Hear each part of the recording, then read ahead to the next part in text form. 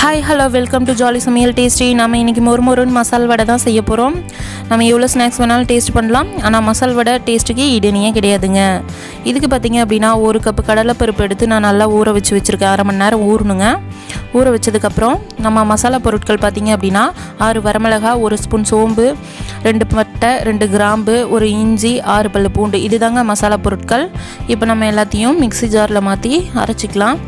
First வரமிளகா, அது கூட 6 பல்லு பூண்டு, இஞ்சி 1 துண்டு, சோம்பு, பட்டை, கிராம்பு, இந்த பொருட்கள் கூட நம்ம 1 கைப்பிடி அளவு ஊற வச்ச பருப்பு சேர்த்துக்கலாம். அப்போ தான் நம்ம அரைக்கும் போது குறகுறப்பாக கிடைக்கும்.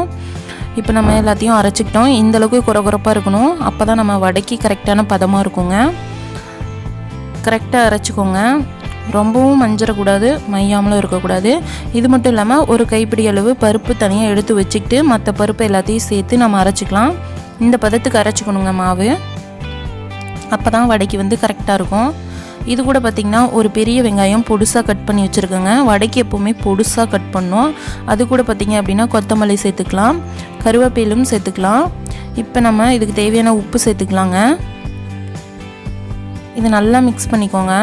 எந்த அளவுக்கு மாவை நல்லா மிக்ஸ் பண்ண முடியுமோ அந்தளவுக்கு நல்லா மாவை மிக்ஸ் பண்ணுங்கள். அப்போ தான் எல்லா பொருட்களும் மிக்ஸ் ஆகும். நல்லா மிக்ஸ் பண்ணதுக்கப்புறம் நம்ம தனியாக எடுத்து வச்சுருந்த கடலைப்பருப்பை இது கூட சேர்த்துக்கலாம். அதுக்கப்புறம் பார்த்திங்க அப்படின்னா நம்ம அந்த மாவெல்லாம் எடுத்து உருண்டை பிடிச்சி வச்சுக்கலாம். நம்ம உருண்டை பிடிச்சி வச்சுக்கிட்டோம் அப்படின்னா எண்ணெயில் தட்டி போடுறதுக்கு நமக்கு கரெக்டாக இருக்குங்க. அந்த டைம் நம்ம எடுத்து உருண்டை பிடிச்சி தட்டி போட்டுட்ருக்க முடியாது. அதனால் நம்ம முன்னாடியே உருண்டை பிடிச்சி இந்த மாதிரியே வச்சுக்கலாம். உங்களுக்கு பெரிய சைஸாக வேணும் அப்படின்னா பெரிய சைஸாக பிடிச்சிக்கோங்க. சின்னதாக இருந்தால் ஓகே அப்படின்னா சின்னதாக பிடிச்சிக்கோங்க.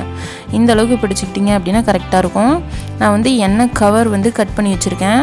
அது மேலே வச்சு இந்த மாதிரி வடையை தட்டிக்கோங்க. கரெக்டான பதமாக இருக்கும்.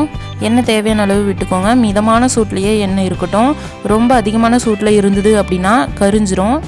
நமக்கு மொறுமொறுன்னு மசால் வடை கரெக்டான பதத்துக்கு கிடைக்கணும். இந்த மாதிரி போட்டதுக்கு கொஞ்ச நேரம் கழித்து வடையை திருப்பி விடுங்க. போட்ட உடனே திருப்ப வேண்டாம், ஏன்னா பிரிஞ்சிரும் மாவு. அதனால் கொஞ்ச நேரம் கழித்து திருப்பி விடுங்க. நமக்கு பாருங்கள் மொறுமொறுன்னு மசால் வடை ரெடி ஆகிடுச்சு. இந்த மாதிரியே நம்ம வச்சுருக்கக்கூடிய எல்லா வடையும் தட்டி எண்ணெயில் போட்டு எடுத்துக்கலாங்க. நல்லா சூடாக சுவையாக மொறுமொறுன்னு மசால் வடை தயாராகிடுச்சுங்க. நமக்கு இப்போது மசால் வடையை பருப்பு வடைன்னு சொல்லுவாங்கங்க. செம்ம டேஸ்ட்டாக இருக்கும் இந்த வடை. ஈவினிங் டைம் பார்த்திங்க அப்படின்னா ஒரு காஃபியோட இந்த வடை சாப்பிட்டோம் அப்படின்னா அட்டகாசமாக இருக்குங்க. ஈவினிங் டைமே சும்மா ஃபுல்ஃபில் ஆன மாதிரி இருக்கும்.